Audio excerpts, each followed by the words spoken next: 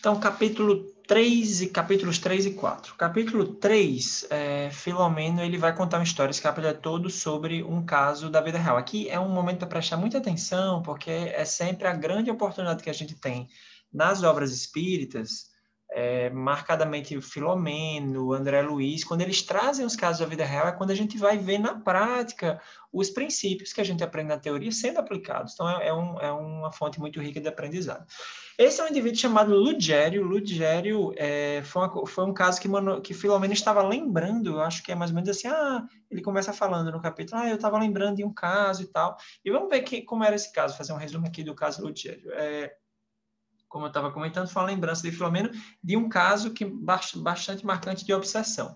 O caso do Ludgério é o seguinte, era uma questão envolvendo o alcoolismo. Ele tinha um transtorno de uso do álcool, ele bebia de forma patológica, e esse alcoolismo ele foi induzido por vítimas dele do passado. E aí a história, assim, esse caso era um indivíduo que já estava desencarnado no momento que Filomeno estava lembrando, e aí, na última vida dele, de encarnado, ele teve alcoolismo. Ele estava sendo obsediado.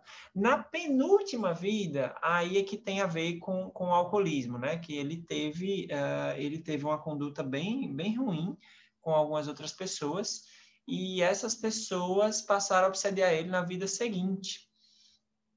E o que aconteceu com o Digério é que, quando ele estava no processo do alcoolismo dele, já obsediado, já numa situação complicada, foi quando ele conheceu o espiritismo. Ele passou aí numa casa espírita, a princípio ocasionalmente, mas mesmo as poucas vezes que ele ia, ele conseguia, nesse período, fazer períodos de abstinência. Ele conseguia ficar sem álcool e ele conseguia melhorar. Só que faltou nele a consistência para vencer o problema. A gente está aqui diante de um transtorno mental realmente, que é o problema do alcoolismo, que no caso dele estava sendo agravado por um processo obsessivo, mas uma coisa não exclui a outra, tá? Isso a gente vai falar muito ao longo desse livro. Você está com transtorno psiquiátrico e com obsessão, o fato de ter obsessão não exclui a presença do transtorno psiquiátrico. Então, o transtorno psiquiátrico está instalado, o transtorno psiquiátrico ele tem critérios para existir, corresponde a alterações neuroquímicas no cérebro, alterações na estrutura da mente, e sim, o obsessor está ali marcando presença. Então, assim, faltou em Ludgério a persistência para o tratamento, né, o tratamento espiritual, e teve um ponto de vulnerabilidade, que era o orgulho. Ele era um sujeito orgulhoso, e quando a gente olha para a vida retrasada dele, sem ser a vida passada, né, a gente vê essa estrutura que permaneceu na vida atual, né, que a gente está falando aqui da vida atual dele. Esse orgulho dificultou muito ele de permanecer na casa espírita, porque ele tinha dificuldade em ser contrariado, ele achava que ele sempre estava certo, enfim, que é a fórmula perfeita para o obsessor avançar, para a obsessão avançar, né? Mas o caso do Digério chamou a atenção da casa espírita, a equipe da casa espírita tentou ajudá-lo e o caso dele foi levado para uma sessão de desobsessão. Na sessão de desobsessão, rolou a comunicação do obsessor dele, tentaram fazer um diálogo, não deu certo, e aí a história acaba de forma bem triste, né? Acaba uma forma de um homicídio de forma impulsiva. Veja só como a obsessão ela é cruel. Uma das características mais marcantes de qualquer obsessor é a persistência. O obsessor ele tem a persistência que o obsediado não tem em sair daquela vida, daquela sintonia. O obsessor, às vezes, ele espera séculos para concretizar o plano dele.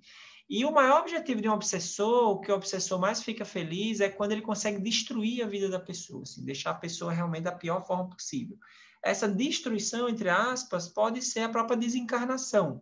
E, claro, não é qualquer desencarnação. O obsessor vai ficar muito feliz se ele conseguir desencarnar você da pior forma possível. Então, o Ludgério, ele desencarnou aqui, foi o desfecho da encarnação dele, através de um homicídio. Vejam só o que aconteceu, né? Inspirado por obsessor, Ludgério estava lá bebendo num bar com os colegas e ele começa a discutir com um desses colegas e de forma impulsiva ele pega uma faca e esfaqueia o cara. Ele mata o cara assim de forma impulsiva. Obviamente que o álcool ele facilita enormemente isso, e o obsessor ali no ouvido E o interessante, a vítima dele, que era um colega de copo, né, que ele bebia com esse cidadão, nada mais era que um conhecido dele de outra vida, era um comparsa dos erros dele da vida passada, das coisas que ele fez na vida passada, era um amigo dele. E que nessa vida veio com ele aí, talvez como alcoólatra também, não ficou muito claro se essa pessoa que ele matou também tinha problema de alcoolismo. E aí, assim acontece. Veja que as coisas absolutamente não são aleatórias. Mas, logo depois de matar de forma cruel ali o colega, Ludigério, ele é simplesmente linchado pelas pessoas que estavam ali próximas, né? Então, assim, morreu de uma forma terrível, né? Uma morte violenta, num linchamento, e depois de ter matado outra pessoa. Então, imagine a situação desse espírito na desencarnação, a pior possível. Então, tudo que o obsessor queria. Então, é assim que termina o digério. Então, o Filomeno, ele vai refletindo sobre isso, né? Assim, como é triste, né? Quando uma obsessão, ela não é tratada, né? O obsediado não consegue resistir e acaba dessa forma. Eu fiz aqui um resumo, a leitura do capítulo, super recomendo de ver os detalhes, assim, conta lá como é que foi a vida retrasada do Ludgério, né? Que deu origem a tudo isso, e tem muitos mais detalhes interessantes, tá? O capítulo 4 é uma palestra de Inácio Ferreira. Inácio Ferreira é um dos diretores, foi psiquiatra na última encarnação, é um dos diretores desse hospital, e o Filomeno discute lá, descreve a palestra do Inácio. O tema da palestra é homicídios espirituais, que ele vai falar sobre nada mais do que a obsessão, né, que é o grande tema do livro. E aí ele comenta que a obsessão ela é um processo que muitas vezes se instala lentamente. O obsessor busca ter controle sobre o obsediado e, em alguns casos, os obsessores usam mecanismos sofisticados de interação com o sistema nervoso. Veja que aqui, essa é uma palestra, inclusive, ele usa muitas questões técnicas. Quem não é da área vai ler, pode ficar um pouquinho com dificuldade, e aí o resumo vai ser interessante para ter uma visão geral aqui. Ele vai descrever que, assim, o obsessor, a gente às vezes parece até muito ficcional isso, mas os obsessores, o bom, entre aspas, o obsessor competente, ele vai estudar bastante a melhor forma de obsediar aquele indivíduo. E ele vai individualizar a técnica, e muitas vezes ele usa mecanismos sofisticados para agir diretamente sobre o sistema nervoso da pessoa. O sistema nervoso, vamos resumir como o cérebro, né, que é o correspondente biológico aí da mente humana.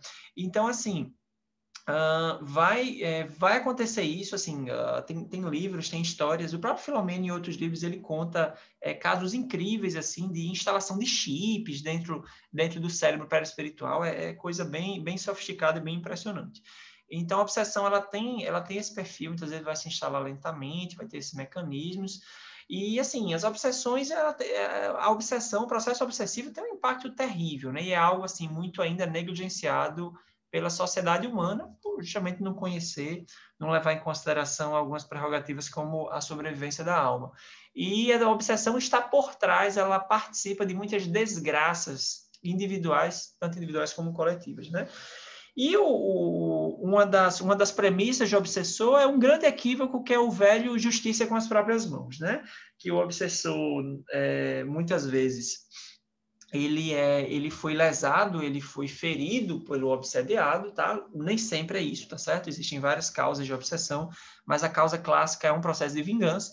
E aí esse indivíduo, ele acha que tá abafando, né? Tipo assim, pô, eu vou fazer justiça aqui e isso está correto. Claro que assim, é um mecanismo muito emocional, não existe justiça honesta em causa própria, absolutamente, porque existe uma contaminação emocional. Então, assim, se eu estou com muita raiva de você, naturalmente na minha cabeça já vem a ideia de que você tem que pagar. Não, ele tem que pagar, ele tem que sofrer o que eu sofri. Isso é algo até automático, primitivo, quase como um reflexo nosso. Tá? A gente tem muito essa coisa, né? A gente é atacado, a gente quer atacar também, e a gente acha que está tudo bem, que está justo fazer isso. Então, esse é um grande erro, um grande equívoco dos obsessores, é um tema de toda a sessão de desobsessão, né? O dialogador ele sempre coloca isso para o obsessor. E aí, assim, o que acontece quando a gente pega um prazo de tempo mais dilatado, tá? Isso tudo é da palestra do Inácio.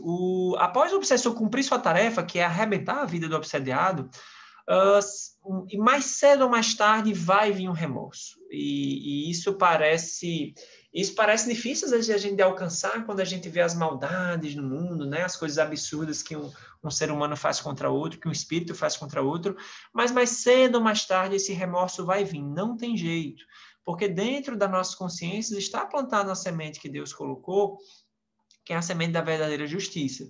Então, de alguma forma, esse indivíduo que feriu o outro no processo obsessivo, ele vai ter remorso e fatalmente vai haver a necessidade de reencarnações reparadoras e que vão gerar enfermidades.